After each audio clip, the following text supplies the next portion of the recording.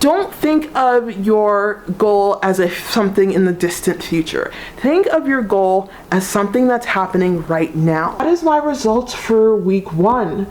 I know we can all make this into a lifestyle. You can make it into a lifestyle. It's gonna take time, it's gonna take a lot of failure, but you have to have the resiliency to keep going through those failures. I always say, never give up. You fail one day, bounce back the next. You keep getting knocked down, keep bouncing back. Victory lies not in those who succeed, but those who find the courage to rise every time they fall.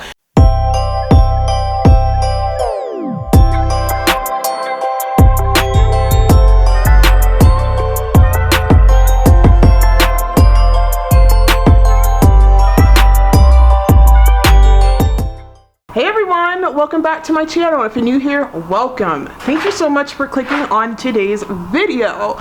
We are going to talk about tips on how to stay motivated to eat healthy during the holidays. This is a sequel to my last video on tips on how to stay motivated to exercise during the holidays, so make sure you check that out right after this video. If you're new here, welcome. My name's Daniela. I'm on a journey to lose 100 pounds. This is my progress thus far, and I am so determined to not get off track these holiday season. What makes me qualified to talk about this? Well, about 2 Christmas ago, I let the Christmas holidays spiral into an 8-month holiday. I literally gained 30 plus pounds after the Christmas holidays because I was beating myself up for gaining like 5 to 10 pounds after Christmas. So I want to share with you tips on how to stay motivated to eat healthy during the holidays, because we can do it. We can enjoy all the healthy food and enjoy all the unhealthy food within reason. We gotta find balance. We don't want to be depriving ourselves, but we also don't want to be going from one extreme to another. We need to be right in the middle. If you're new here, make sure you hit that subscribe button, as I'll be sharing with you more tips throughout the new year and after the holidays. I really want to share with people how to track calories and how to count calories, because a lot of people get overwhelmed with it. Trust me, I was one of those people. I was overwhelmed with it, but I've found methods that have helped me, and hopefully it can inspire you to help yourself or inspire you to find a method that will help you. Editing Daniela here. Totally forgot to mention, make sure you hang tight until the end of the video, as I'll be sharing with you my calorie deficit for the entire week. Remember, we look at calories on a weekly basis, not a daily basis. Now that we have all the pleasantries out of the way, let's jump into some tips. Tip number 1, cook meals that you enjoy. Cook healthy meals that you enjoy. Find maybe unhealthy meals that you love with a healthy twist. When it comes to eating healthy, you have to develop the palate to do so. I know Greg Doucette has talked about this, and Ashley Kaltwalser has talked about this too. I was watching one of her old videos, and she talks about how over time you develop a palate for healthy food. So who does not want to do that? Eating healthy is fun. It makes you feel good. Yes, eating unhealthy foods make you feel good as well in the short term, but there is an opposite delayed gratification when it comes to that, because you end up feeling crummy the more unhealthy food you eat. So like, find healthy foods that you enjoy. Like, I know I love pasta, but unfortunately with my stomach issues from when I gave birth to my son, I can't really eat a lot of high carbohydrate foods that are unnatural. Like, I can eat things like sweet potato and rice and all that, but I can't eat things like pasta. So I fell in love with edamame pasta. Edamame pasta is basically a vegetable in pasta form, and I buy this brand. It's from Zudo, Levivia. I don't even know how to say it, but I use that, and it's like I have not even substituted my pasta at all. So you gotta find things. If you don't know where to look, perhaps find a healthy cookbook. Make sure when you're looking at cookbooks, they are easy to follow, because if you're transitioning from unhealthy to healthy, you need to make the transition as convenient as possible. You don't want to get a recipe book with a whole bunch of ingredients that you have to find, because that can be overwhelming. I've done that. It's not fun.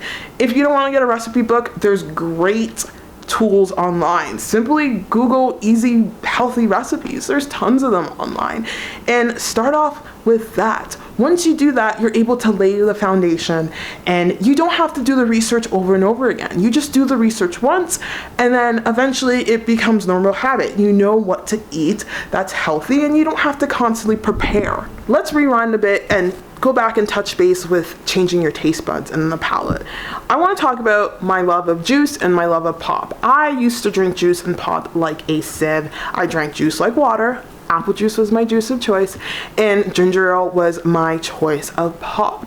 But once I switched and decided to make the healthy lifestyle switch to drinking things like bubbly instead, I noticed over time my palate change. Now when I go back and drink ginger ale, it tastes so bad.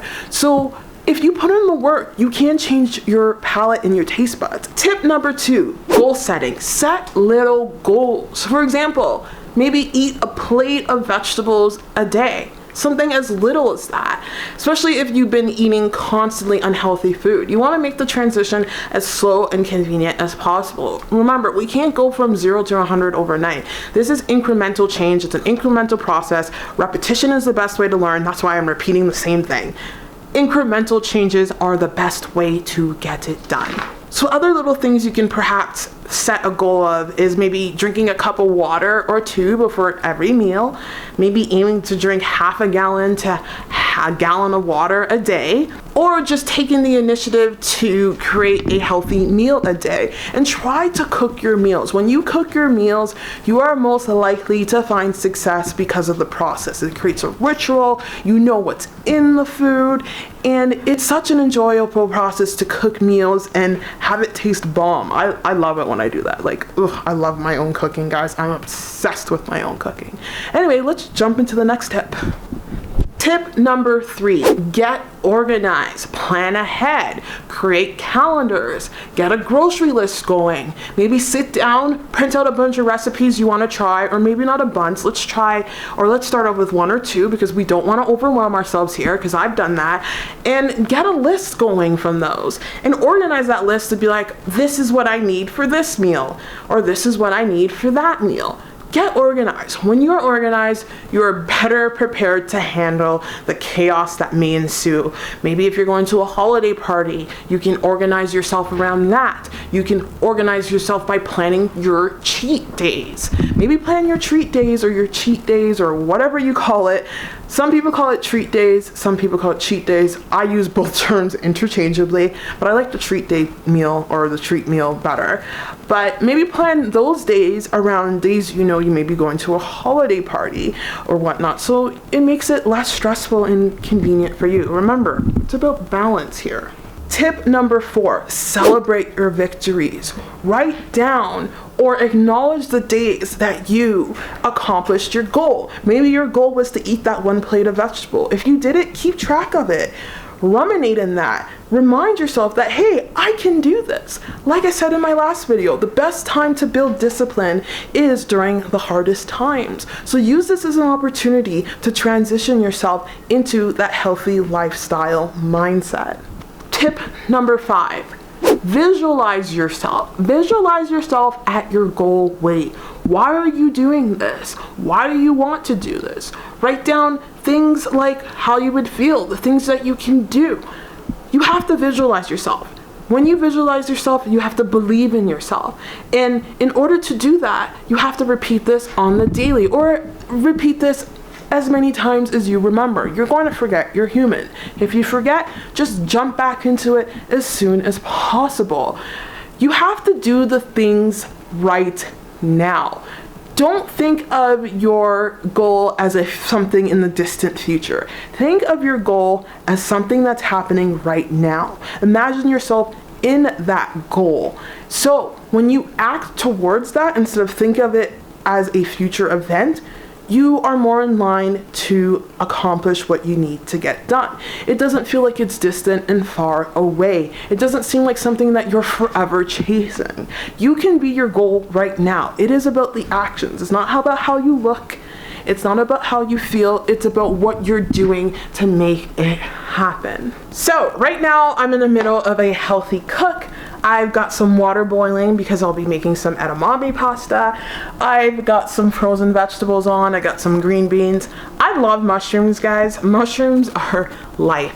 I prepared some mushrooms earlier on, and I've got some mushrooms here mixed with green beans and another plate of mushrooms mixed with Brussels sprouts, as you guys saw earlier.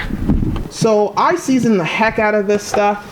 It is seasoned. It is looking good. I cannot wait to chow that down. I've got some meat here that I will be cooking, or my hubby will be cooking. I'll be seasoning it because he couldn't season to save his life. Oh, well, that's where the garlic powder went. It's a bit dirty. I like to put garlic, oh, that's a lot, on top of my Brussels sprouts here. I love Brussels sprouts. If you season them right, they taste good. And then here's my water being boiled for the edamame pasta. And I think these are basically done. Looks so delicious. I didn't bother cutting up these mushrooms, but so good. That tastes like heaven on earth. I love it. A bit spicy. I love my food spicy. Anyway, what I was gonna say. Oh, yeah. So I want you guys to know that I'm going to be as consistent as possible, as I mentioned before I jump into enjoying my little treat days on Christmas Eve, Christmas Day, and New Year's Eve. Like, I've been keeping track of everything. My calories right now are doing good. Let's jump into that quickly so I can show you where I'm at. Oh, before we jump into calories, I gotta share with you something I've been falling in love with. Shout out to Louise's Journey again. She got me hooked on these bars. Look how much I have. It's so funny. And then I have a box in here of the cookie dough one. But these Grenade protein bars are so good. They saved me during my cycle. As you guys know, I've been dealing with issues with that. And I picked up her favorite one, which is what she loves. Oh, it's good. It is the salted peanut butter with white chocolate. And since I loved it, I tried it yesterday, really good. I wanted to try the salted caramel one and see how that would taste. Now this is a healthy alternative swap because during that time of month I crave sugar, and these do not have much sugar in them. It's only 2 grams of sugar. You want to avoid sugar because sugar honestly triggers a physiological event in your body that makes you crave more sugar and makes you crave all of the unhealthy foods. So this is literally loaded with 21 grams of carbs. 15 grams of those are polyols, which is basically a sugar alcohol, but your body does not absorb it like it does sugar. It gets partially absorbed. So your glucose spikes very lightly. And 3 grams of fiber and 1 gram of sugar with 20 grams of protein. Like, these bars are so incredibly good. They're criminal. These should not be protein bars, but they are. Like, oh, they're so good. I've been using them for the last couple days, and then they've been bailing me out. Anyway, let's go jump into my calories. All right, I don't know if you guys recalled this video, my holiday weight loss planning video, but here are the results for my first week. I was hoping this video would also be a weigh-in video update, but my period's here, and I'm not gonna weigh myself on my period, especially with all of the hormonal mess I have. But I saw dimples in my loose skin, so I know there's some weight loss going on there. Let's just wait for this cycle to play itself out. And guys, if you're on your period, don't worry about it. The scale will move up, it will move down, it will move all over the place. Don't stress. So now, let me tell you how it all played out. So after the first week of diligently tracking calories, these are my results. I have 822 calories left for the week. The week is already done because the week was Saturday and I'm filming this video on Sunday, December 12th, if you guys can see there. So I actually went under. Now this weekly calorie is based on a 1975 calorie eaten per week or per day, and that is a 2-pound deficit for me. So basically I went under that. That's why I love using a calorie range. Why? because look at the calories I have eaten. Sunday, that was the number I didn't want to show you guys, so we'll just cover that up because it's way too low. But that, as you can see, I eat at a calorie range. I'm aiming for 1,773 a day, but sometimes it's a little less and sometimes it's a little more, as you can see. So Sunday I ate that. Monday I ate 1,953 calories. Tuesday I ate 1,782 calories, so that was my mark. Wednesday, I ate 1656. Thursday, I ate 1717. Friday, 1800. And Saturday, I ate a little more because look at the amount of calories I burned in those last 2 days. I burned a significant amount there and there. That's the day I did the clap push-ups. I was kicking my butt. This was the day that I walked. See, on days I walk, I burn more calories. Isn't that crazy? I love walking. But yeah, that is my results for week 1. We're going to dive into this for week 2, and then there's no tracking on these 2 days.